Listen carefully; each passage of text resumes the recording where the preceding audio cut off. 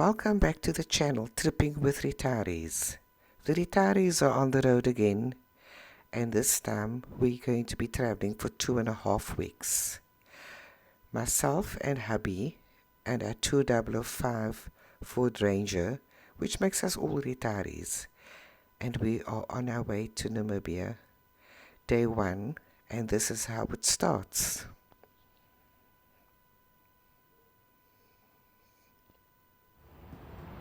Good morning. It is 5:20 in the morning. It's Friday, and we are leaving to Namibia. So we're all packed up and ready to go.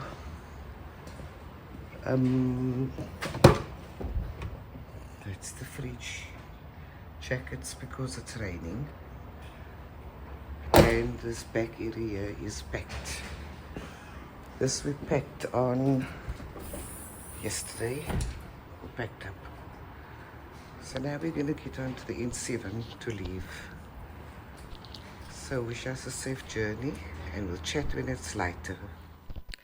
The first leg of our journey to Port Nolloth is just over 7 hours on the N7, and after travelling for a while we stopped for some warm coffee at a coffee shop en route, and then it was time to hit the road again. We've travelled on the N7 several times, so I'm not going to do a lot of recording here.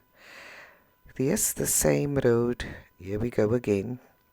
But this time we were more prepared. We had a navigation system in place, just to ensure we don't get lost. After travelling for several hours, we were in Springbok for another refreshment, and then it was off to our accommodation in Port Nolloth. That evening we had supper with a view. It was absolutely beautiful, and then it was time for a good night's rest. On day 2, we travelled from Port Nolloth to Alexander Bay, where the border between the two countries are. We left very early in the morning. It was quite dark. But yes, we were privileged to see a beautiful sunrise while travelling en route to the border. Another beautiful day, another sunrise to enjoy. And yes, we were so blessed to see this with our own eyes. Absolutely beautiful at daybreak. And then it was time to cross the border. While we were nervous, we didn't know what was going to be asked from us, and we just took everything in our stride as we crossed over into a country of the unknown to us. This is the Majestic Orange River that flows into the ocean from the Drakensberg. A river that feeds so many farmers, so many people on its many kilometers of traveling down the country. And we were privileged to see it again. When we left the South African side, we were in no man's land across this border, and we travelled slowly and enjoyed the view once more, and into a new country which none of us has been before. So yes, I'll chat to you about border crossing once we're over on the other side. As soon as we crossed this river, we saw the welcome sign to Namibia. And yes, here we were. After all the legalities, this was the first sign we saw. And of course it was time for a photo shoot. And then it was vast, open spaces. So we've just left the border. This is the road from the border to Rashpin. A tarred road, so it's a rather nice road. It's just a few minutes of the sun in our eyes and some dunes on the left hand side.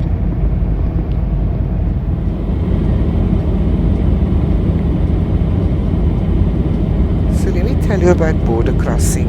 We were asked for passports, we were asked for the vehicle registration papers, and we filled in a form which was similar to a visa, and we were let into the country after checking that we had no meat or dairy products.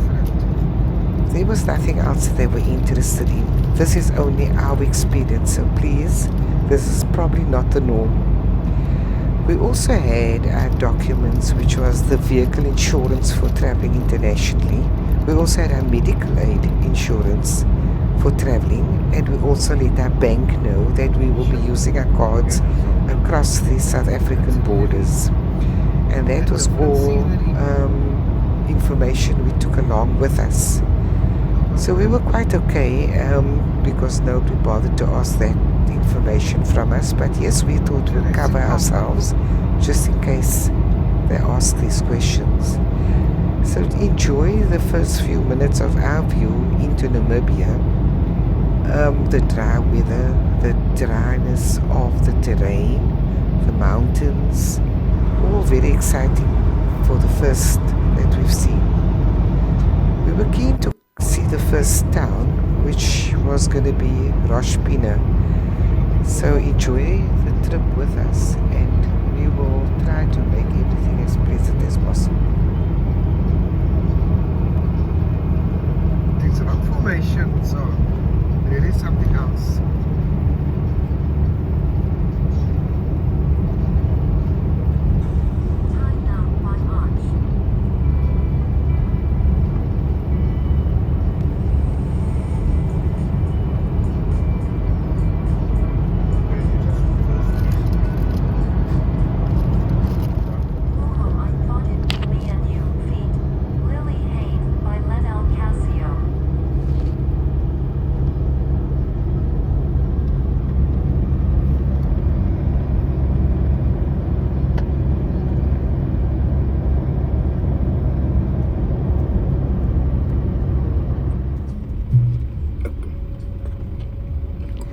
We've eventually reached Rashpin. So we're just going through a place called Rashpin, just to give you an idea what it looks like.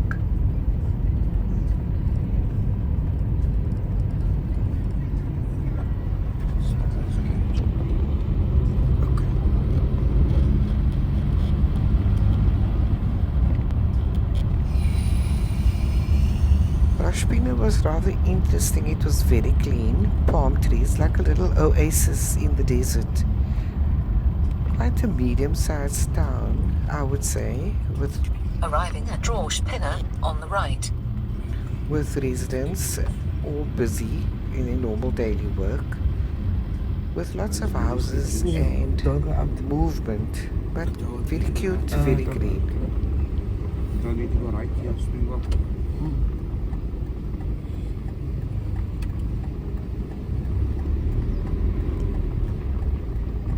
In 500 meters, turn right onto Rashpin Street.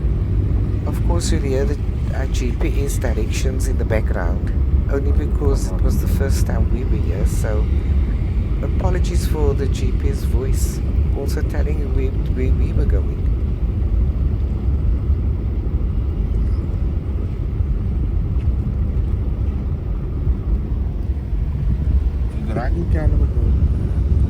Turn right onto Warwick Street. That's what the place looks like.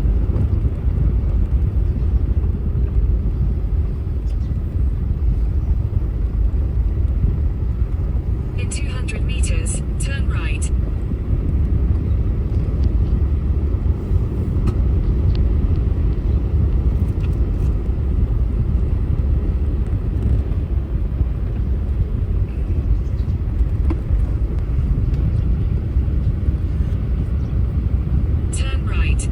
Turn right onto Kudu Crescent.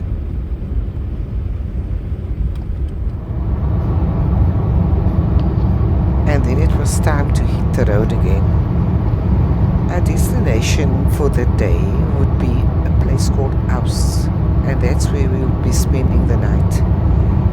This was a long drive. Everything in Namibia is so far apart that towns are minimum 3 hours apart from each other.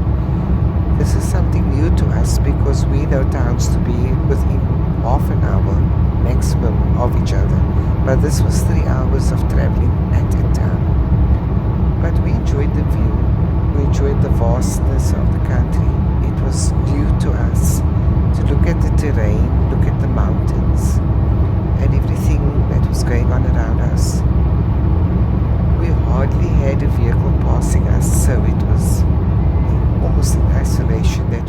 traveling. We are now entering a town called Aus, just over this little hill, I assume.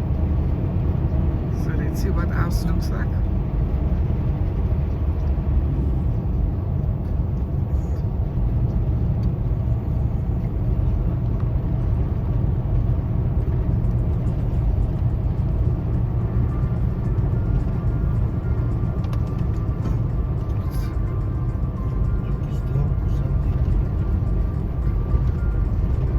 In 900 meters, arrive at Bahnhof Güterlos on the left.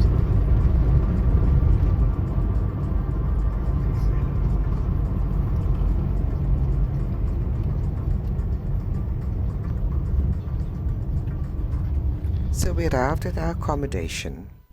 Okay, so this is our accommodation in house called Ella Rock House. A very decent size lounge, little desk, one room, room one. It's actually a 4-bedroom house. My apologies, it's actually a 3-bedroom house. Artwork. Room 2 with mosquito nets. This is the bathroom. Toilet. Quite big. Very, very, very spacious. And then another bathroom with a toilet there. Some more artwork in the passage. This is the kitchen. Very spacious. Kitted out. And then the room we are using, just a blue color. Very, very spacious. The outside of it is another area like a dining room. Quite cute. This is what it looks like outside.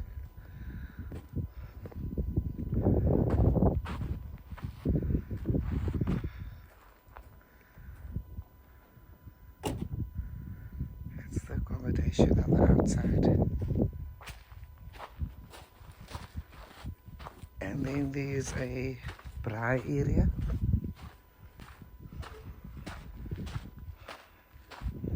Where you can have a braai. Donkey for hot water, I think, I'm not sure. And then the surroundings.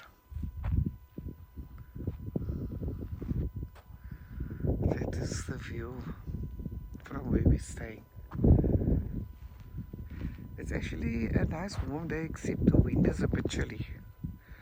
But actually, okay, better than the rain, but yep. Side view of the house. So there are a number of cottages on this premises which is rented out to guests.